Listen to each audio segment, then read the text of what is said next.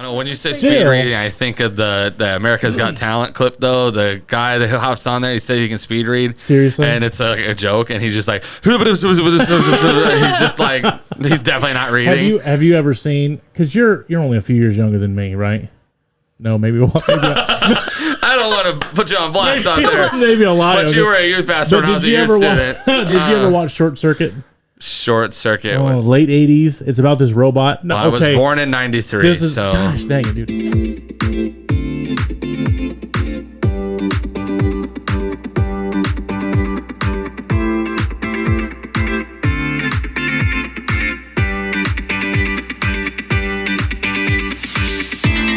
Hey guys, thank you so much for tuning back into our podcast. We're super excited to have you.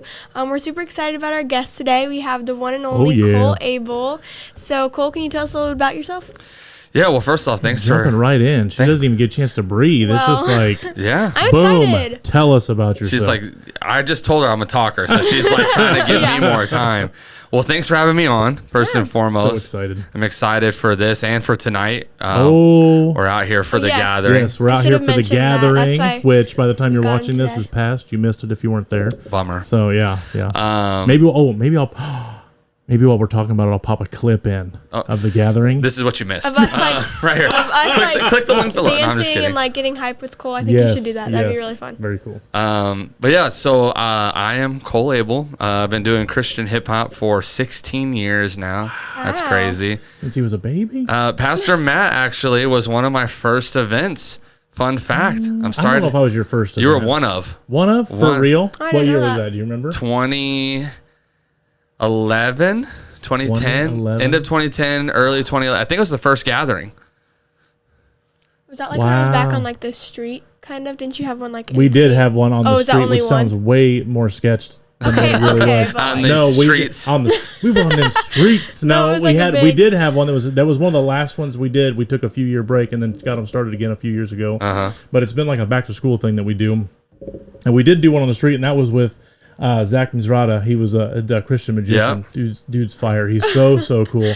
Do you not remember that? No, I don't remember that. That's kind of funny. It was really cool, but not a whole lot of people showed up. It was one of those things where there's a ton of work and effort to put it together. We blocked off streets. We rented a trailer for him to do his set on, and for our worship team to do their set.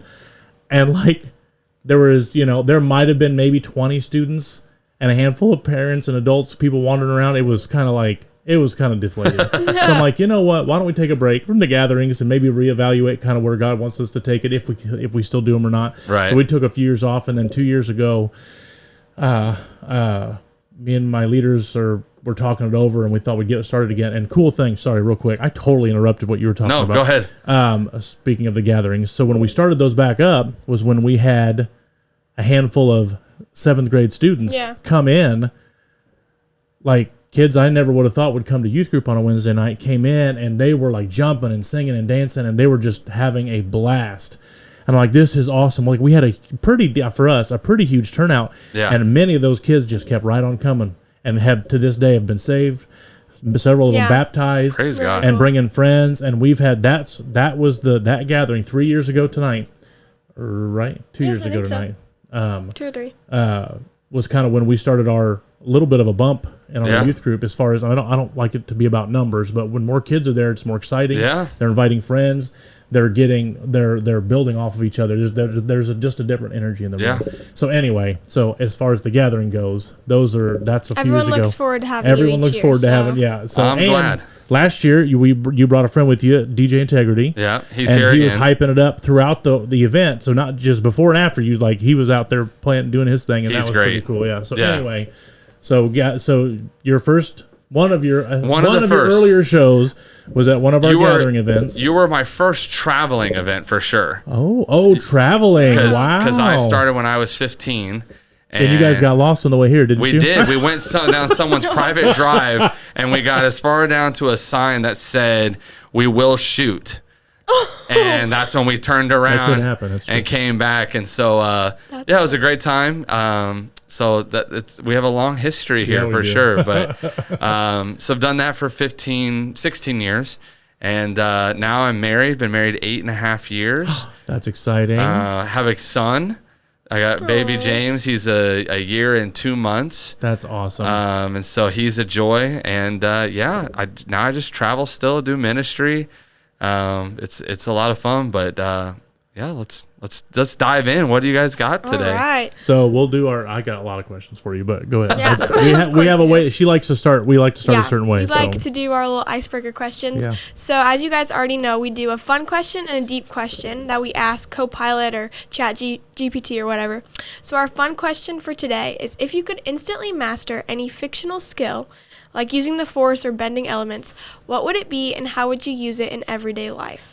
That one's so hard. The fun questions are always harder. They seem to be. Like, that's what we're seeing. That one's so hard. And I actually hate to take the example that's in the question, but once it said it, I was literally like, that is probably one of the coolest ones. Because the Force would be really cool to have. Like Jedi Force? Because the Jedi Force is so broad. Because you can tell people what to say, and you can lift things, and you can stop things, and you can jump really high, and Okay, I guess that's true. And apparently, in later episodes, heal yourself. Heal yourself, yeah. It's one of those malleable forces that you can just do anything. The Force is broad. Breathe in, survive in space. Weird things like that. Yeah, now that I know it can do all that, all these years later, that one's a really cool one. I mean, to think I could lift a spaceship out of water. When I watched Yoda do that, I was like, the Force is a pretty cool one because it's definitely a broad spectrum there of what you can do with it. That's a good answer. So I like it. That's a good one. What about you guys? Ooh, Dad, do you have an answer? I think I have a little bit of one, but. A little bit of one? That's more than I have. I have nothing. You know me, I overthink the questions too much. I think you I have overthink? multiple answers. So what was it okay, so read that question one more time to me. Okay. So it was if you could instantly master any fictional skill, what would it be and how would you use it in everyday life? Okay, while you're thinking, actually one came to mind when it says everyday life. I don't know if this counts, but I got it. But it was one online.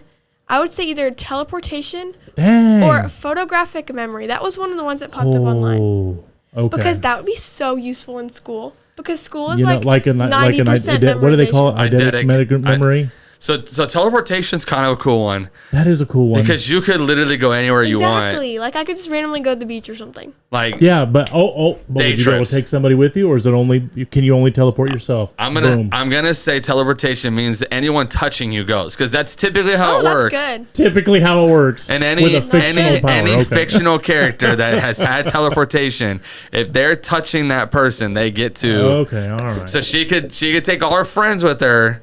Man, no, I think I'm gonna go with that. That'll be tight. Teleportation is a good one. I think I'm gonna go with that. Yeah. All right. Man, the eidetic memory thing is a good one. Mine was going to be very similar to that. Mine was going to be very similar to that because I am typically a slow reader. I don't read very fast, and sometimes I'll have to read things over and over again to kind of really lock them in. And I've always hated that because I'm just not a really skilled reader. So mine would be speed reading, legit speed reading. In fact, I saw a movie one time. I don't remember the title of the movie, where this guy, one of his powers was he could touch a book and absorb all of its knowledge. That's cool. I don't know if you've ever seen that. It's Meteor Man or something weird like that. I know what you're it was talking one of those corny kind of superhero movies. And I'm like, oh, that would be awesome, because then you could just have this knowledge and understanding of something without the drudgery of trying to read it through and figure things out. That's a good answer. So that's pretty bland compared to teleporting your friends to the beach or something like that. But I don't know, when you say speed reading, I think of the America's Got Talent clip though. The guy that hops on there, he said he can speed read. Seriously? And it's a joke, and he's just he's just he's definitely not reading. Have you ever seen, because you're only a few years younger than me, right? No, maybe I don't want to put you on blast out there. Maybe a lot. But you were a youth pastor when I was a youth student. Did you ever watch Short Circuit? Short Circuit. Late 80s. It's about this robot. No, I was born in 93. Gosh dang it, dude. So when I say a robot, people are already thinking iRobot, cyborgs or AI or something. Even that's 2000. This is this is an 80s robot movie. So this thing was pretty clunky looking. But one of his things he could do, because he's a robot, is he could just buzz through pages and he just was hungry for information. And that's when I think speed reading. That's what I think. Flipping pages super quick and actually absorbing all that information and understanding it and locking it in. That would be cool to me.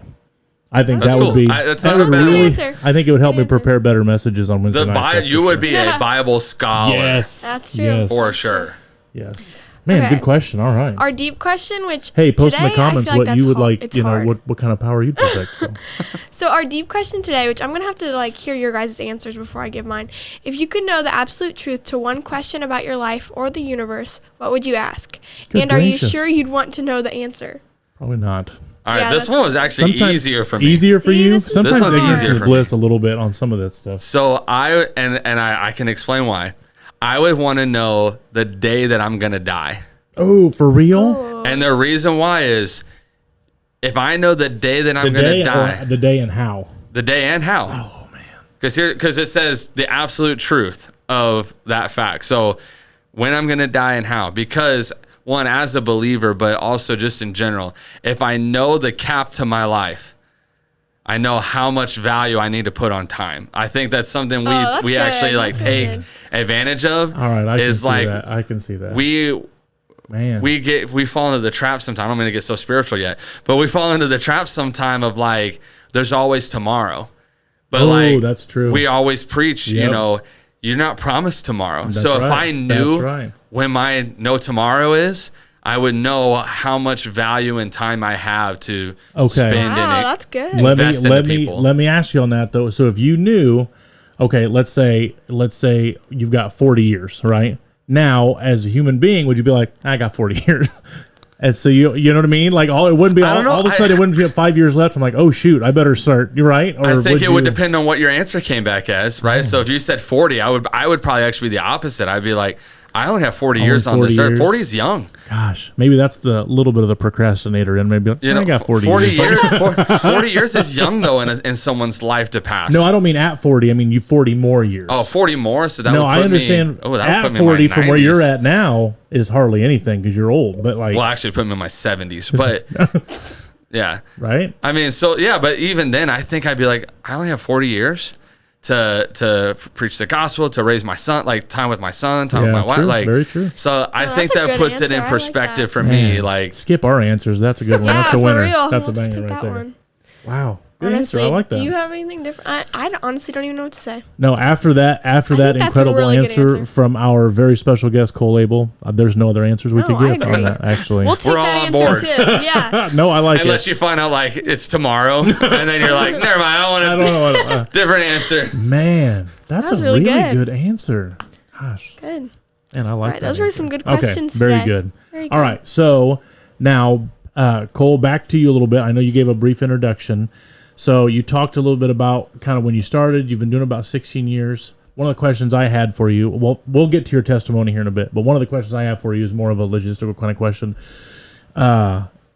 And I know you've done, I mean, have you done any like really big venues or like huge crowds? Or I know you've kind of, you're a mix because you're awesome. Like even if we have 20 kids out here, you bring the same energy you would bring with an audience of 2,000. Right. So give us a little bit of background, like what kind of venues have you done? What kind of events, like large, small, like in the mix? And then what's changed over the years as you've kind of developed in this area? Yeah, I mean, that's a really great question because 16 years of doing this at different stages of life. True. I grew up in this, you know, like I went from being a teenager to a man through all of this. So there's been a lot of transition and God's opened a lot of great doors. And so I can honestly tell you the smallest crowd I've ever done is 4 people. Nice. Wow. I did a lock-in once where 4 kids showed up and we did it the same way, like you said, that we would do it if there was I feel like hundreds. most events, if 4 kids show up, not a good thing. A lock-in, that becomes a creepy thing. When only 4 kids are at a lock-in, that's like a sleepover. Why don't you guys just take it home? And Yeah, you know, it wasn't my event, so you know. So you sang and left, right? They brought us in. And I'm the kind of person, I don't like to be the guy that just shows up to do a show and leave. I'm very big about 100%. investing. Yes, So we I didn't stay agree for the with whole that. lock-in. But like we were there for the beginning and then we stayed till like midnight-ish. Was this like a middle school lock-in? Well, it was open to all ages, but it ended up being like probably 8th and 9th graders. Okay. Kind of in that age range. But so I feel like to stay I get sticking around and ministering to kids, but I feel like to stay for an entire basically middle school lock-in is next level dedication. I feel like you should have been well compensated for that. That's almost life-threatening, actually. Yeah, it's relationship building. We that's just how it's always been. So that's probably the smallest event I've ever done. I don't know that I could give you like a number of people, because I don't ever always get like the full head counts of certain places. True. But probably in the range of like 600 to 800 people in a space at one given time, which is really cool to do as well. They're different setups. Yeah. When you have smaller crowds, you can get way more personal.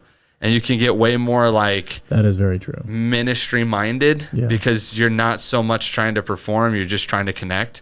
You're not trying to put on a concert because it doesn't feel like a concert anyways. You're just giving them music to relate to and sharing it in context. Okay. So in those smaller venues, I typically take more time to explain hearts behind songs. Love it. Why I wrote it, how it could be applicable to you, and make it more ministry minded. Usually in the big settings where you have a lot of students or a lot of people, you don't actually get to be that personal, because a lot of times half the crowd ain't even listening to you. There's too much going on. It's too big. So it almost is like you're there for who's listening. Yeah. And sometimes there's events where you're not the centerpiece. Like I've done events where it's like an outdoor event, and like you're going on while 5 other things are going on. Oh, wow. So you might be background noise in that moment. You might be the center of attention, but either way, you have to perform like you are the like it's happening. So is it weird being like, let's say you're at an event where a lot of kids aren't really paying attention, or they're not really locked in, and especially if you kind of, because a lot of your songs, there's a message to share there. Yeah. Is it kind of deflating a little bit, or kind of upsetting, or you just go in and just like, God, reach who you're going to reach, and what's your mindset behind that? I didn't used to coin it as this, but more recently I've said it like this: I'm not for everyone, but I'm for someone. So like if I'm in that space, if God put me in that position to be there, I have to believe that there's at least one. Yeah. I have to believe that there's at least someone here who's going to connect, register, be led to Christ, or be led to a deeper relationship with him, or something like that. Or if it at least builds a relationship for one day to have another opportunity in another space. Because like I think a lot of, I'll even say just ministers, let's take music out of it for a second, because I travel and speak as well. I think sometimes we just look for the big moments when we're trying to build our catalog of people to do ministry with. True. And it's like, okay, but if I'm faithful with the little thing God lets me do. So if I show up and do 4 students, and I'm faithful with that, I have way more trust now when it's 400 students. That's right. Because it didn't matter about numbers; it mattered about the heart behind why I was there in the first place. So, I've gotten to do. I think the cool thing for me is I've gotten to do a lot of cool events. Okay. Had the opportunity to go over to Japan, which was super cool. Wow. And minister to both like island natives and to it was mostly military based kids that were over there. So how did that come about? This is the first time hearing of that. When was this? So it would have been 2015, 14. Okay, so a little while ago. 14 or 15, somewhere in there. I was in Rhema. I just got out of Rhema, so it would have been 2015. I had just gotten out of Rhema. I was signed to a Christian music label out in Tulsa. So Rhema being the Bible college. Rhema Bible College, yep, down in Tulsa, Oklahoma. Okay. And a friend of mine who was doing ministry as well, I kind of helped get his start into the industry. He had the opportunity. He opened the door for me to go with him. It was his second year going, and I raised the money. They didn't pay for me to go. Yeah. I raised the money to go, and we went out there and we did ministry. So it was a camp for mostly Army-based kids out in Okinawa. But there was also island native kids that were there as well. And so it was a really cool mix, and we were there for the whole week. And that's awesome. Really cool. Lots of great cultural things that I learned. Is that where you came up with the song Sushi? I did not. Oh man, that would have been perfect. But it was a lot of fun. So I got to do that. I've been on Indian reservations, which that's a lot of fun. And that's, when I talk about ministry, that's ministry. Now, was that through a missions group, or how did you get connected with that? So there used to be a festival called Wachinyeya Fest, and it was on an Indian reservation in South Dakota. So I forget where at this point, but it was an Indian reservation, and they had done a festival there for years. And we were starting to kind of when I was with the label, we were starting to kind of book more festivals. Okay. So we were putting our name in the hats at any festival that pretty much came across our board. Wow. And this one came up, and we saw a lot of bands doing it. This one was the most different festival I've ever seen in my life, because it was very ministry minded. One, I think I can be blunt here. Me being white, we were not welcomed as easily onto the reservation, especially being white and being a rapper. I got spit on while I was on the reservation. I got cussed out while I was at the reservation, and still had to go into ministry. And they made it a rule where, like, if you were going to come perform, we don't just do performances here, we do ministry. So one day was performing, but if you were going to be there, you had to agree to stay the second day and do hands-on, like, ministry, like in the streets, ministering to these people who despise you. So that one was different. It was fun, but definitely challenging from a ministry standpoint. So I've gotten to do a lot of cool things for sure. I don't know that I could tell you an actual head count. On some of the bigger ones. Right. But that's pretty cool, though. Yeah, that's very cool. That's pretty cool. Yeah. So what, unless you had another question, sorry, I keep asking all these questions. No, I don't think so. Sometimes random stuff pops in my head, but I'm just so in tune listening. No, that was really good. I don't think I have anything. So and I know a couple of them that you've told me about over the years, although I can't remember all the details, but what are some of the cool, have you collaborated with anybody that we would know? And what are some of the cool, I know you'd mentioned briefly that are you still with a label? Not anymore. No. So you were with a label for a bit there. Tell us about through the label or independently, if you've collaborated with anybody that we would know, and kind of how that went and how the process of that goes. Yeah, for sure. So I grew up listening to, you'll know, Pastor Matt, KJ52. Oh, yes. Awesome. He was kind of one of the big names in Christian music at the time. And he's been around for a little bit. Christian hip-hop at the time. And so in 2016, it had to have been 16, he had a contest where that's the one you could you basically recorded a verse on one of his songs.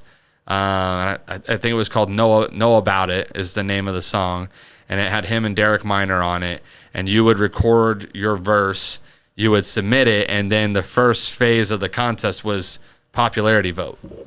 And so I was really nervous. I didn't know that I had the following to do this, but he was top 5 dream feature for me on the list. And so I was like, I got to shoot my shot. Yeah. And so I recorded the verse, submitted it, and I actually ended up being in the top 2 of the votes out of 40-something people that is submitted. Amazing. So my fan base just got way behind it because there was unlimited votes. Yeah. You could just sit there and vote. So, I had people who were like, Cole, I stayed up for 5 hours last night just refreshing the page, voting. And the guy that I was kind of tied with in the rankings, he reached out to me and he was like, how are you doing this? He goes, I have a whole email like base behind me. We send out email threads and stuff. He goes, what are you doing to get the votes? I was like, just asking people to vote. He was like, that's an insane fan base that people would do that for you. He goes, and him knowing that they can just refresh and revote as many times as you want to. Yeah. Wow. He definitely had the better reach than I did. And so we got to that phase. Well, then they announced that there was a second phase to it, and the top 2 votes plus 2 of KJ's favorite selections got put into the next round. So I made it to the final 4. Yeah. And they had DJs that he was friends with judge who was going to win. Wow. And so I ended up losing. And it was based off of a recording error. It wasn't something that I necessarily did wrong, but the person I had trusted to record it made a timing error on my verse by a half second. Oh, no. And it threw them off just that much to be like, Didn't sound right. You know, the quality was kind of the issue. But KJ reached out to every artist. I thought this was so cool because he didn't have to do this. Yeah. He reached out to every artist for no cost and gave feedback on their verses. And he was doing it on like this live stream. And so I submitted to have mine reviewed. Wow. And he said, I actually don't want to review this on the stream, Cole. I'm going to reach out to you privately. So he reached out to me privately, and he said, I actually really enjoyed your verse. It was very good. He goes, if you ever want to do a feature, I can't give it to you for free, but you're on my list. Wow. And so that's really cool. I said, okay. Well, then I did a show with him. I ended up opening for him in East Peoria, Illinois, and kind of crossed paths again. And so I had a track still up on Spotify to this day. It's my #1 streamed song. Called Hallelujah, featuring KJ52. And that's probably like the biggest name I've gotten to do stuff with. But there's a lot of great ones. There's a guy in CHH right now that's decently known named Red Tips. I did a song with him called All Eyes on Me. Oh, okay. Zay Hill is another one that's in the CHH community who's got a good following. I have Not Who I Was has him on it. And then my new album that just dropped, he's on Bravo.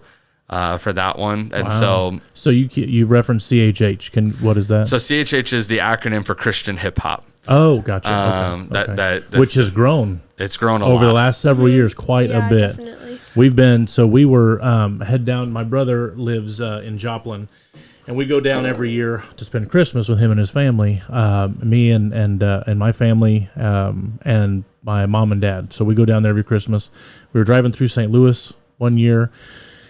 And I'm just skimming through the radio stations, old school radio stations. I'm just scanning, scanning to see what's out there. And we're going through a big city, so there's a lot, and I hear this, and I like the hip hop beat. I don't always like hip hop music, because sometimes I think the lyrics and the message behind it is absolute trash. Yeah. But I love the beats to it. And if anybody here in St. Joe, anybody around town hears my black SUV coming up, thumping around, that's just because I love it. But, so I'm flipping through and I hear this really cool beat. So I'm like, oh, this is awesome. I'm like, hey, that sounds familiar. Oh my gosh, that's, I cannot remember who it was. Trip Lee maybe, or somebody. One of the 116. Yeah, somebody, yeah. Reach guys. It was in that wheelhouse. And I'm like, oh my gosh, I know this. And so I'm listening to it and I'm thinking maybe it's a hip hop station and he's got a mainstream one out there or something. And then the next one is Tadashi. Yeah. And then the next one is who's the one that everybody knows? Lecrae. And I'm like, oh my gosh, I think this is a Christian hip hop station. You were listening to Boost Radio. Yeah. That was my love first. That station now. I kid you not. We obviously eventually got out of the St. Louis area. So that station broke up, and the moment we get stopped the next, I looked on iHeartRadio, and there's a Boost station on iHeartRadio. This is the one out of Chicago. Dude, we stinking love that. It is so cool, and for the people in our area, it's like really a hip hop WBGL. Like it is just so stinking. It is so much fun to listen to, and I just love that style of music. And this stuff has for the most part, I've heard a couple of songs that are a little bit, for me personally, morally on the edge. Not like bad stuff, just kind of like from a doctrinal standpoint, I guess. But overall, just such good stuff. Boost is cool. So I have an acquaintance there, Scuda. He's one of the DJs. Oh my God! Yes. So you know what? I'm going to tag Boost in this post. We're going to tag him because I love that station. We've always kind of like crossed paths. We're Facebook friends. I like a lot of his content, and he's been supportive in the past of different projects and stuff. But actually, awesome. DJ Integrity submits mixes to Boost as well. Okay, so awesome. I'm going to use this. I'm going to use this opportunity. I have an idea. Are you ready for this? Go for it. Okay. Oh my gosh. I don't know how well this idea would go in our community. We're a smaller community. And maybe not a ton of hip hop base or anything like that, and maybe not Christian hip hop base of fans here in our small town. But I always thought it'd be so cool because I love that station. And I've tried this with WBGL, or I've mentioned this idea, and WBGL, they've got their audience, they've got their set, they're kind of, it is what it is, and that's fine. It is what it is, that's fine. But I thought how awesome it would be for a Friday night, it wouldn't be every week, but a Friday night, and call them Boost Nights, where you take and you direct your program for just a couple, 2-3 hours, like a block, and you direct it towards youth ministries that have like a Boost night. So you can call out ministries, hey, this is a shout out to so and so in this town or whatever. Yeah. And then you just have it's like a big hangout night, games and fun, and you've got boost blasting. But then they tailor the broadcast for those, not for individual youth groups, but for youth groups in large. Yeah. Talking about youth ministry or talking about and playing, but not having quite as many breaks. Or when you do have a break, you give people shout outs. I just thought it'd be such a cool thing. It's like built in. It's like DJ Integrity tonight. He's gonna be setting the tone back there. But he'd be like Boost Radio setting the tone for all these little youth group boost nights. Yeah. And then there'd be like a setup in there where you would turn that down and you'd do a message or you would do something or baptism. Just, you know what I mean? Just really hit it. What do you? Is that even? Is this something I have an idea in my mind that would never play? They might go for it. They're very supportive. Scooter, I hope you're listening. In the sense of they're at a lot of the concerts that you'll see get put on. They're very supportive in that standpoint. But one of the things I love that they do is that they support local artists. Yeah, so you can submit your music to them and they actually will review it and play the ones that they feel like are at that level. Wow. And so I've always enjoyed the Boost, platform. Have you ever submitted your stuff? I have. And although I don't know that my stuff's been selected from them, because they tell you in the email, like, don't be offended if you don't.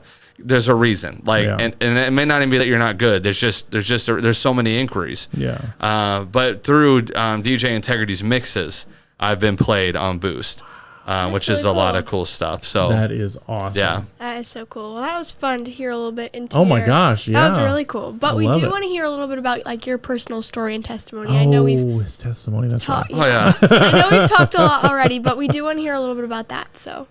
Where to start? I know. Because loaded question there. I actually had a minister once tell me that you need to learn to tell your testimony in 10 seconds.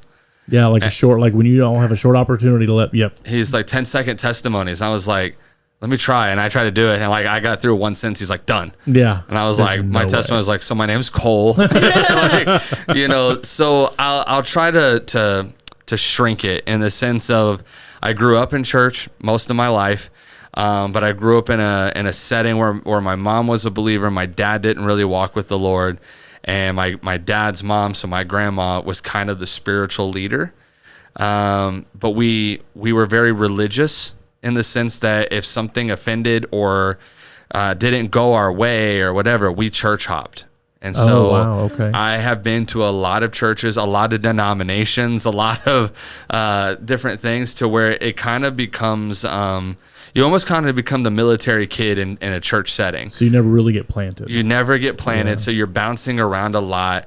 And there might have been one or two that had longer stints. So you might have started to get planted and then you're getting ripped out. So now the next one you go to, you're like, you got walls up because you don't want them to get close and have that happen again. And so I would say I was in private school all the way up until my 4th grade year.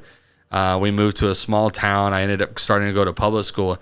And even that was a major culture shift. Yeah. Because I was so sheltered. I mean, I'll say it like this. I was sheltered to the point that up until my 8th grade year, I didn't even know what 9/11 was.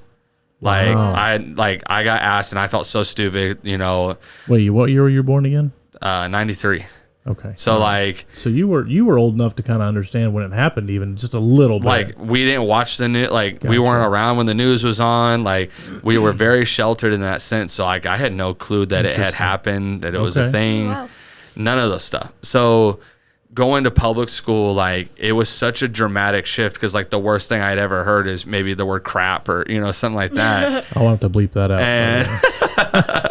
But now it's these kids are cussing. These kids have drug backgrounds. These kids it was such a major shift, and I don't think I was prepared for it mentally. Yeah. And so I was very you've met some of those sheltered kids where they don't know how the world operates. Right. Now, did you grow up, so was this school, would this be a bigger, an urban school, or was this a more of a, And this was just going from a public school or a private school where my class was maybe 10 kids. Okay. To a small town school that's my graduating class was 60 kids. Okay. So still not massive. No, right. But just such a culture change. Gotcha. And so once I got to 6th grade year, Christianity became uncool.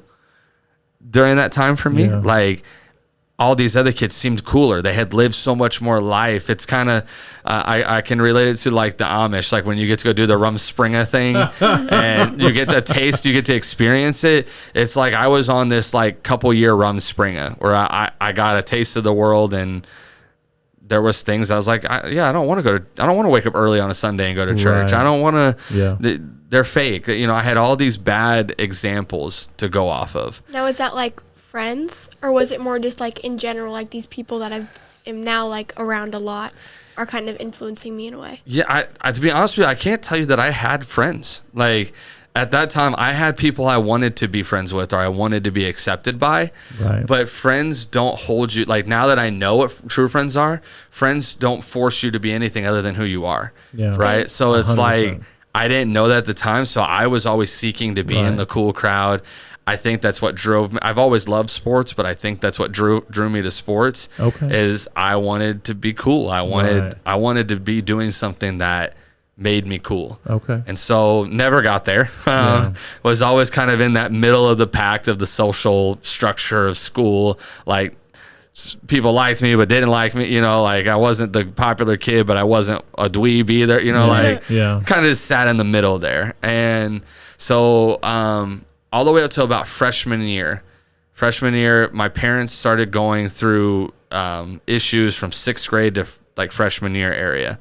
And I was aware of a lot of it, and there was just a lot of junk there. And so my freshman year is when the divorce happened. Freshman year is when a lot of things started to really fall apart at home. And the strangest thing, hadn't been going to church in, I guess, 4 years at this point, somewhere in there. For whatever reason, I accidentally ran to the church as my safe place. Accidentally? What do you mean by that? Here's how it goes. So there was a Baptist church in town that had a basketball gym, and so I could ride my bike to it. And so any chance that it was open, I rode my bike to that church to go play basketball. And I would go to their youth group, and it's just to get out of church. Or out of church, just to get out of the house. And there was a youth conference that they went to in Iowa, and they invited me to go. Someone sponsored for me to go. And the way they got me to go was, hey, Cole, there's a 3-on-3 basketball tournament that you could try to go win. And I was like, I'm definitely going to go win. Like, I'm a cocky person. Like, so I go, and the tournaments were fun and all that. But of course, God got a hold of my heart at this conference. And I didn't do an altar call or anything at this thing. I was still fighting it, but the seeds were definitely planted. And on the way home, the youth pastor asked me how I enjoyed it. You know, did I enjoy it? And I was like, that was cool. I'm playing cool on it. And he's like, Cole, can I just ask you a real question? I was like, sure. He goes, are you going to heaven? Wow. And I was like, there's a 10-second. That's. I don't know. That was my honest answer. I said, I don't know. Like, I think I believe. And at that point, you'd been in and out of church. I've been in and out of church, so I know. Taking a break, so you know a little bit. You know enough, probably. I know, but like I'm wrestling with it. Because I'm still arguing with God, okay, but why the divorce? I was one of those kids, like, my parents would never. Like, I'm arguing with all this stuff. Identity issues are big in high school. I don't know who I am. Absolutely. Like, all this stuff's going on. And so he pulled over. I'll never forget. It was the only Walmart I've ever seen that had a brown sign. So it was a brown background to Walmart with white lettering. And he pulled out his big Baptist Bible with the big red letters. And we went and sat down on a bench in front of everyone.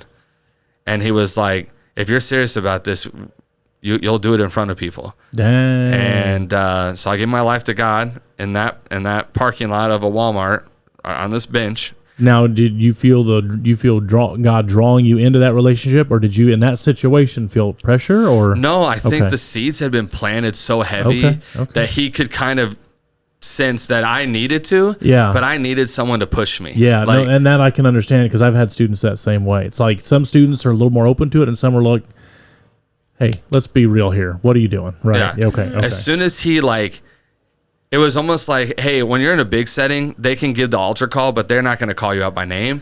It was like at this point in time, God had literally sent this man to call Cole out in that moment and say, you got to get this right. That's amazing. And so I gave my life to God there. And when I say that was the time where I actually felt a relationship with God and not just a tie to him. Okay.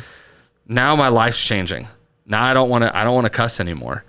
now I don't want to do this anymore. Now I want to get out of these toxic friendships, and I don't care what people think about me. And I'm bringing my Bible to school, and I'm praying for people. And so it was a pretty dramatic turn. Oh, dramatic. But here, the next step was I'm going to a Baptist church, and I know I don't believe this. I know I don't align with this doctrine the way that they're preaching it. So now I'm questioning and arguing with the teachers every week because there's things, and I'm like, but that's not what it says. Yeah. And so at the age, I'm in 9th grade, going to 10th grade, somewhere in there, and God's leading me to now lead my family back to church. So my mom had fallen away from church throughout all this. Yeah. And so I'm like, Mom, we got to get back into a word church. And so God leads us throughout all this back to So a word church, what do you mean by that? So a church that believes in what the word preaches, but a church that believes in the giftings, the church that operates in the giftings of the Holy Spirit, that's spiritually alive. And I said we got to get back to it, and so we actually ended up at Word and Spirit Family Church, which is where I went to youth group, which is where I youth pastored here in the past decade, and still go to church to this day. We ended up at Word and Spirit. I went there for a Christian rap concert. A guy by the name of Point Five, who I'm still friends with to this day, was the artist, and I said I could do that. I had been playing around, so I'll give you guys a little fun fact. Yeah. Though I didn't actually like rap music, like that was never on the spectrum of what I wanted to do. I wanted to be in a rock band. So you could have been a Christian rocker, or I could have done none of it. None of it. Jokingly with some friends, we went to restaurants and someone would beatbox and I would rap our order as a joke. Are you serious? I would write like little quick 1-minute raps based off their menu, and then we would come up to the drive-thru and I would rap our order. We'd go inside and I'd rap our order as a joke. That is hilarious. It was a prank. And it went from that to when I got saved. That was before I got saved. When I got saved, I started getting challenged by people. I was like, well, you should do that for God. And I was like, lame, no, boring. Yeah. And then I came across like Kirk Franklin, Toby Mac, like artists, and I was like, oh, this is actually a thing. Like people do this. KJ52, and so as that kind of progressed, ended up at Word and Spirit. Met Brandon Chappell, which this group may know some, and Brandon had done radio, and had a connection at a radio, so he became my manager. He started getting me events. He recorded my music for me, like all this stuff. And next thing I know, what went from never even being on my radar, to now this is my ministry. Wow. And so now I'm traveling, I'm doing shows and navigating still as a teenager, all the stuff, the divorce, all these things. I quit basketball my junior year because God said I need to focus on ministry. Like all this, God's really shaping my life. Yeah. But I'm still growing up in this, right? So like I still don't know who I am when it comes to dating and relationships and what it means to be a man of God and how to lead someone. And so you're trying to find yourself, your identity in that still. And so there's a lot of messy things in the testimony there where it's like, okay, Cole wasn't fully where he wants to be yet in his journey. I get to Rhema. So God calls me to go to Rhema. And I tell people, like, Rhema should have been like the greatest, you hear Bible school, want to be a Bible student. It should have been great. I'm honest with people to tell people it was the worst 2 years of my life. Yeah, I remember talking with you a few times where you were just talking about some struggles that you had. And not because Rhema did anything. No, right. Rhema was the only reason that I'm alive. I went through the most depressing times in my life. I'll be blunt enough to say I was addicted to certain things I shouldn't have been addicted to, being a Bible student, putting my eyes on things I shouldn't have been watching, and all the while saying I want to be in ministry. And so I'm wrestling again, identity. People tell you when you go to Bible school, it's the bridal school. You're going to find your spouse here. And so you almost get caught up in that, and you start chasing that instead of chasing God. And so lots of things happen throughout Rhema, but I get signed to a label when I'm in Tulsa.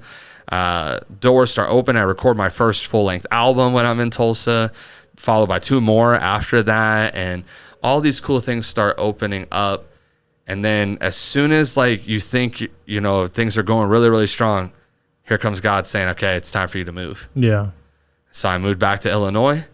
I plugged in at a church up in Decatur, Illinois, and served there until I met my wife. Yeah. And I met my wife through Summer Scream. Yeah. I was going to ask you about that earlier. Yeah. Oh, Summer Scream. Now, Summer Scream is did we already mention on the podcast? We did, our first episode. Did we? Okay, so Summer Scream's the church camp that we go to with our students.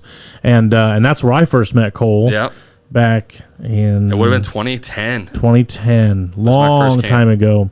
And so that would have been my second camp as youth pastor. Golly, here at the church. I connected with you like instantly. Well, because we're both very outgoing and very people oriented, and so we connected pretty quick. We just latched on for whatever reason, and I remember you took a picture of me. I was also very, very cool camp counselor. You were? I was born to do that kind of stuff because that is like high energy. You're talking to kids, hanging out with kids, getting to know kids. I'm trying to learn names, like just being like you're being the cool guy for the week, knowing that I've got 1 week to kind of make an impact or to do what I can or serve the camp or clean up messes, just do whatever I can for that week. And then it's like, I know, then we're going on. Well, you didn't check it off your box though. Like, I think that was my big thing that I noticed about you is like, I wasn't one of your students. Right. So you could have just only been focused on your students and making sure they were getting what they needed, but you went out of your way to connect with me. And there's like funny videos of me wearing goggles climbing up a climbing wall. I don't even remember that at all. Gosh, but you took that photo and you're just messing with me, and making sure that I was having a good time. And so Summer Scream directly impacted my life to where I heard God call me to go to Rhema. Wow. Summer Scream let me rap on stage and I crowd surfed and got in trouble. Sorry, Pastor Doug. Hysterical. Oh a lot of things that happened there. But Ashley was a 6th grader. First year at camp, the year that I went, my first year at camp, I would have been a freshman. I think it was the end of my freshman year. Okay. And so I met Ashley, like we were friends. I've known her all throughout all the years we've gone to camp. I go off to Rhema. She's still in high school. We're always kind of Snapchatting, friends. There's always that long distance flirtation with people, throughout. We're getting rough now. And so like, there was always like chemistry there, but I'm at Rhema. She's in Kentucky, like you almost just write it off as like it's never going to happen. And so when I moved to Decatur, we kind of had reconnected and we're texting. And I was honest with her. I was like, God's called me to Illinois. I'm never going to move. Like, if this is going to happen, you would have to be willing to come here. And so I'm not going to lie. The first time she was like, no. So you kind of laid it out that blunt. I was very blunt. We're almost starting a relationship show right now, Abigail. I only had one relationship at Rhema that was like 6 or 7 months. And again, you kind of convince yourself, I'll just marry this person. And like she's a great girl. We ended amicably, but she wanted to do missions. I didn't feel called to missions. Yeah. Like it was just never going to work. And so we went our separate ways, and I knew at that point, whoever I'm going to date, it's got to be very direct. Okay. Hey, this is what I feel called to. If you don't feel called to that, there's no even reason to open this door and get feelings hurt or any of those things. And so, so I told her that the first time. She was like, no. Like, right. So we stopped talking for like 4 or 5 months. On my birthday, she texted me, said, happy birthday. I said, thank you. She said, I miss you. And I've been praying about it, and I would be open to having the conversation about moving there. And so and this is before you guys were like not even really like officially dating or anything like that. We're just talking. That's crazy. And so she comes down to visit in Illinois and meets my family, meets my friends. We start officially dating that week. We dated for like 6 months. The first time I met her parents, I asked for permission to marry her. That was intimidating. But they were so cool. My in-laws are the best. Like I couldn't have better in-laws. So did they know you very well at this point? The first time you met them in person, did you talk to them much? Like that's not really beforehand, but they knew a lot about me. And this is, I guess, like the pro and con to being the Christian hip hop artist student. Yeah. Like you're talked about a lot by some of the other students. He's so cool. Like there's a picture of Ashley being a fangirl. Yeah. If you remember the photo where everyone was wearing the Remix in the World shirts at camp, she's in that photo. Oh my gosh. And so like I know that she had talked about me to her mom, but her parents always just wanted her to be with a godly man. Okay. And so I think the second that I was able to show that I was really who I said I was and I was about that. Okay. The only thing her dad asked me is when you know that she complains a lot, is what he said. And I said, yeah, I'm good on that. And then he said, how are you going to take care of her? Oh, and I just said, that's big. I thought he was looking for like, what's my job? Yeah. But what I told him, I said, whatever's necessary. Oh, because that's the man's role. Like, if I got to work 3 jobs, I'll work 3. And I did. While Ash was in school, I worked 3 jobs to make sure she graduated college. So whatever's necessary, I'll make sure that she stays on her course and stays her path. And so we got married in 2017. 17 is where did you propose? I was gonna say. Oh, I forgot. So I did propose at Summer Scream. At Summer Scream. That's so cool. It's a Summer Scream love story. Because she was a team. Baby, just she was yes. a team counselor. Is that the line from the song? Taylor Swift. Yes. Oh yeah, Thank you. You didn't sing in the right tune. How did Cole get that and you didn't get that? Tune, so I was like, the right. Yeah. Well, I'm not no a professional singer. Whatever. Auto-tune. So she was a team counselor with her friend. Yeah. I was a team counselor with Blake Cruzan. So her team was not doing very hot. So the way that we spun it was going to be a game before service for points. Yes. Oh my gosh. And so cool. She had this inclination that I was going to propose at camp all week long. So at the very beginning of camp, I thought it totally caught her off guard. I tossed her a ring pop at the beginning of camp, and I said, "This is the only ring you're going to get this week," as a joke. Yeah. And so she thought she knew when it was coming, and so I performed earlier that night, and she thought surely I'm doing it during the concert, and then I didn't do it. So at the end of the night, they did something for points. Yeah. So they had her friend Lauren go first, and she played pin the tail on the donkey. So it feels like a real game. Yes. So Lauren goes, plays pin the tail on the donkey. Lauren's not even in on it. She doesn't know that this is about to happen. It was a very small operation that knew.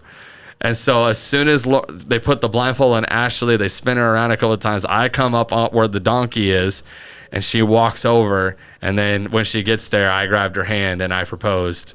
Oh my gosh, that's so And then cool. the video's so funny because at the very end she goes, "So we don't get the points?"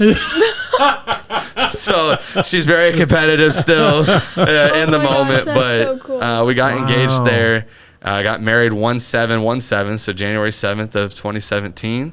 And then we stepped into youth ministry that July. Wow. At that same camp, God called both of us into youth ministry. And so without telling anybody, we had people knocking on our doors to be youth pastor. And we were like, wow, that's amazing. All right, God, and so kind of from that journey, we've youth pastored youth children's pastors, Sunday school directors, outreach pastors, you name it. We've done so many roles since 2017 together.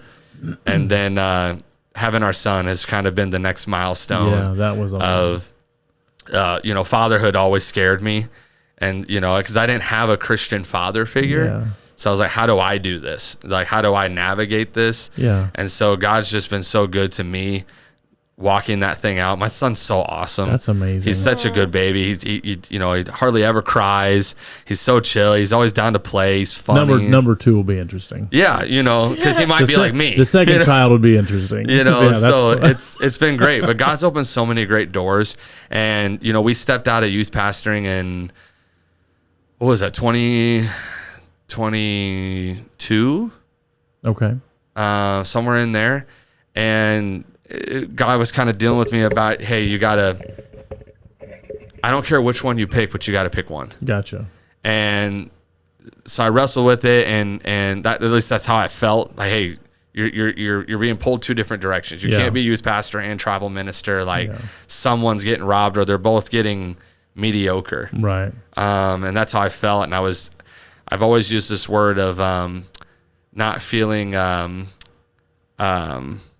the word now escapes me, of course, satisfied. Okay. Like I'm feeling unsatisfied in ministry. Like I'm not doing enough. And so like kids at youth group would give their life to God, and I would still leave that night like wanting more, right, for some reason. And there just was an unhealthy mindset at the time. Interesting. Okay. And so I was like, I got to give something up. I got to be able to devote my full time to something. And so initially I made the announcement that I was going to stop doing music. I was just going to be a youth pastor. Yep, I remember that. And I don't say just being a youth pastor like it's less than, but like right. My focus was going to be here. And then I had a camp speaker at a camp I was wrapping up, my schedule of doing shows. And he was like, "Is your name Cole?" I was like, "Yeah." I'd never met this guy. And he was like, "God's been dealing with me about a Cole." He goes, "Are you a youth pastor?" I said, "Yeah." And he goes, "God wants me to tell you that you're not supposed to be a youth pastor." Oh my God. And I'm like, Wow. And who are you? Like, Yeah. I'm like freaked out. And he starts telling me, is like, the reason why you feel unfulfilled, that's the word I was looking for. I felt so unfulfilled in ministry, like I wasn't doing enough. Yeah. And he goes, the reason why, and this is how I knew it was God. He goes, the reason why you feel so unfulfilled is because you're trying to be in a calling that he hasn't called you to. Yeah. And so my heart was always to do youth ministry. I always wanted to be a youth pastor, still want to be a youth pastor. Like, would love youth pastoring, but I wasn't called to it. And that's why I was struggling so hard with it. And so now to look at it back, as soon as I got obedient with God, and I said, okay, I'll let that go. It was like everything shifted. So like the anointing when I preached, it felt like it increased. Like my time in the Word felt like it increased. My time in prayer felt more impactful. My worship went up. Like my job, I had been praying to God, asking for a remote job for 2 years. No doors open. As soon as I got obedient, remote job fell in my lap. Wow. Like everything was circling around that one thing. And so now God's just been so good being able to travel, doing ministry, being able to partner with awesome ministries like you guys, and coming in while also having a job that pays the bills and takes that pressure off of like, I need this to pay the bills. I need to tell ministries they got to give me X amount of money to make this make sense. Now it's like whatever God wants to do. Like even if you can't, I'll still do it. And that's one of the things that I've been very appreciative about, and we've had this conversation. So when we bring you in for stuff like the gathering, there might be gatherings where, okay, we could have 30 kids, we could have 60 or 70 kids, we could have 100 kids. Like sometimes I just don't, because it's not really a sign-up activity, it's a show-up activity. Right. And so I'm just like, I don't know. And with my youth budget and everything, and one of the things I've loved about you, just like, hey, whatever you want to give, whatever, and that's always been awesome, because that takes a little bit of the pressure off me as a youth pastor with a budget to manage. Just like, okay, I don't have to worry about, he's not like, hey, I need $10,000 in like, gas and food and all that, you know what I mean? Like, which some speakers, it's just the way it rolls. That's just how it goes. But there's a business to it. I get it. There is a business to it, and I do appreciate that. And I do understand that. We've got a speaker coming in for a conference here in a couple weeks. We've made all those arrangements, and that's totally fine. But you've always been super chill and laid back about it, and I love that about you. Because your heart. I love your heart and where it's at for students and for people. It's just putting God first, like he's always provided. And I usually tell people, when I put a price tag on it, I actually am limiting what God could do, because there's a lot of times that whatever I would say my price tag is, when I didn't put it on there, people usually meet it or go beyond it. And so that's always been great. But also relationships, like if there's people who just want a performance, they don't want a relationship with me, they don't care beyond what I just can give, then here's a price tag for you. Here's how that works. But people that I can see genuine ministry with and want to continue to sorry, you're tighten that now. to do that ministry with, I don't care at that point. Like God needs to be at the center of it. As long as God's moving, students are getting what they need out of it. Leaders are getting what they need out of it. If I can come and give you a break from preaching, because I also know what it's like to sit in your seat. And so knowing what that is, it's like, I know what it's like to not have a budget or to have a limited budget. I know what it's like to try to get students to commit. I know what it's like to be from a ministry standpoint worn down, to where it's like, it'd be nice to just have a break. Have one night where I don't have to preach something. I can just be support. And so that's been something that's really cool with my ministry now is I get to come in, whether it be a Sunday morning service for a lead pastor, a youth night, a special service, whatever. I get to come in and be a support to them now, versus feeling like I have to stay strong for myself. Because I know what it's like to sit in that seat and not have a budget and feeling guilty asking anyone to come in and minister, because you're like, oh, but I can't pay you. Love your heart, but you don't have to pay me. Like, I'm here to do ministry. Jesus used to say, Jesus' word when he would tell me, he goes, I came to serve, not to be served. And so that's the mentality I've always taken with ministry. If I can run like that, provision's always there, it seems like. Praise God. Really good. That's awesome. Man, I really wish we could keep going for long. But I have one final question to wrap it up. If what's like as we wrap this up, just one final like piece of advice. I know you kind of talked about how you didn't feel like you were in the right calling, but then when you got to the right calling and what God was really like had for you and your purpose, you felt more obedient and felt more fulfilled in that. What's your like advice to like whether people my age or like older? How do you know what's the right calling? Yeah, that God that's has a on your great life? question. That's a really good question. So one of the things I realized is that there's a difference between calling and assignment. It's like calling is God called you to go and be a proclaimer of the gospel, right? Like that's we're all called to that. So calling is just being in his will. I love it's in 1 Thessalonians, I think, where it says, give thanks always, have joy in every circuit, pray. Like those are God's will for your life. Like if you're doing those things, no matter what season you're in God's will. Yeah. That's good. And so like as far as calling goes, like I told you I didn't know I could rap until I rapped. Right. So like some people have untapped gifts that I would say. I call them unwrapped gifts under the tree. Yeah. Like, Christmas morning, there's that one behind the tree there, and you're like, I hope my name's on it. Right. Like, hope that one's mine. There's an Right. excitement there. Some people have unwrapped talents and gifts that they don't even know about because they just haven't tried things. So maybe someone's gifted at photography. Well, you won't know until you pick up a camera and start messing with it. Very true. Some people might be good singers, but you won't know until you start getting in choir or getting in a setting where you can sing and test those skills. And it's okay to fail or to not be your thing. Like the fact is you're trying and you're really looking for that thing. And once you find it, own it and do everything you can to grow in that capacity, put no limits on it. Yeah. And just grow it. And so, that's kind of the assignment aspect. As far as calling goes, though, just be willing to fail. Yeah. Like, I think that was my biggest thing that I used to look as like a downfall, but now it's an upside. I got to youth pastor for 7 years before I found out it wasn't my calling. It doesn't mean God wasn't with me in those 7 years. It doesn't mean God didn't move in those 7 years. I love to look at Jonah when he went on the boat. And it said when he got thrown off, it says all of these people started to worship the God of Jonah. Right. So even in Jonah's disobedience, God was still glorified. Yeah. And so, although I don't know that I was being disobedient in that whole 7 years, I would say that I was still trying to find myself in ministry, and I wasn't sure. And Dean Tadd, I'll end it with this. Dean Tadd at Rhema said, if you don't know what God's calling you to do, do something. Go get plugged in somewhere. Go do something because doing nothing gets you nothing. Exactly right. And so I was just like, okay, well, I'm going to step into this. In this season, sometimes God won't give you, and like I was always taught, if God's not giving you a no, then pursue it. Until you hear no, just keep pushing and pursuing it because his no is distinct. Yes, you'll know it. Yes, and you'll feel it too. Like in your spirit, you'll check. There'll be a check, like or a roadblock. Yeah, like you felt like you were trying in ministry and youth ministry and stuff. Just like why is this not working? It's like wait, take a step back. And it was that gentleman that shared that word from God with you, which was a huge confirmation, right? But there's probably a little part of you that's like this isn't right. Like something's not. You know what I mean? Been wrestling with it. And I think it's important to understand that like God's going to put course corrections in your path 100% every time. Absolutely. And you'll also will and know. we have to be sensitive to the Holy Spirit and sensitive to God, which follows in our relationship with God to see those and to realize what those course corrections are. Like, hey, wait a minute, that's a red flag.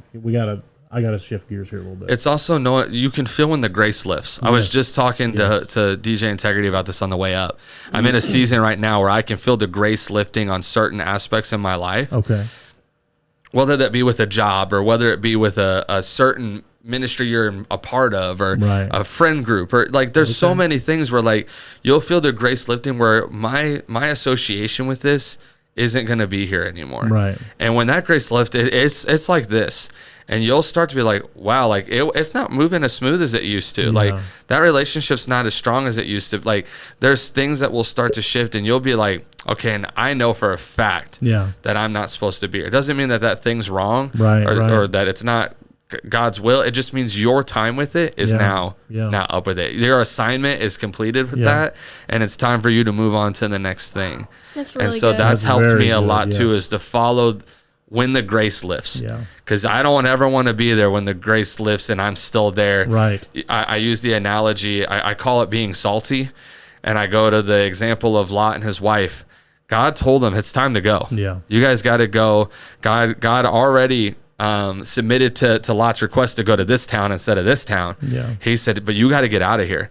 And Lot's wife turned around and she got stuck with what she was used to. Yeah. And now she's stuck there. Yeah. She's a pillar of salt. Like, we can so easily get salty about leaving a season or leaving an assignment because we like it. Right. If you don't be obedient, you're going to get stuck there, and now you're never going to get to move to the next thing that God has for you. And that's always been key for me. I want to be where God wants me to be, being obedient, because obedience isn't always fun. Like, no, absolutely. In the moment, when God tells you to get obedient on something, it may not be fun in the moment, but eventually you're going to enjoy it because you enjoy being in God's will and being obedient to what He's called you to. Amen. So there's that season of shifting, but once you get there, God, it's so good to be in His will in that way. That's Perfect very good. Answer. Great really question. Good. Yeah, it was a very good question. Thank you so much. Yeah, we really appreciate you being here, brother. Yes. I know not only do we need to wrap up for time, but we literally need to wrap up because the gathering, which is, as we're recording this, they're doing sound check and doing stuff in there, so we're going to jet to get ready for that. But man, it was so good to have you here. Yeah. I love you, brother. Very and I love what you guys are doing. Keep doing this. Like, no matter what, again, this is a gift, a talent. This is like, who cares if it's 1 viewer, 15 viewers, 100,000 viewers? Like, someone's going to watch this and get fed from it. And so keep growing. We appreciate that. Yeah. Yes, so, thank you so much for coming on. Yeah. Abigail, do you want to close us out in prayer? Yeah, I can definitely do that. All right. Dear God, I thank you so much for this amazing conversation we got to have. Thank you for Cole. I just pray that you will continue just to bless him and be with him. God, thank you for this opportunity we have for him to come here and minister to us tonight. God, I just pray for a great gathering tonight, and just thank you so much for this podcast, and that he got to be on, and that we got to have this amazing conversation, Lord. And it's in your name we pray. Amen. Amen. Hey, thanks again, brother. We'll catch you guys next time.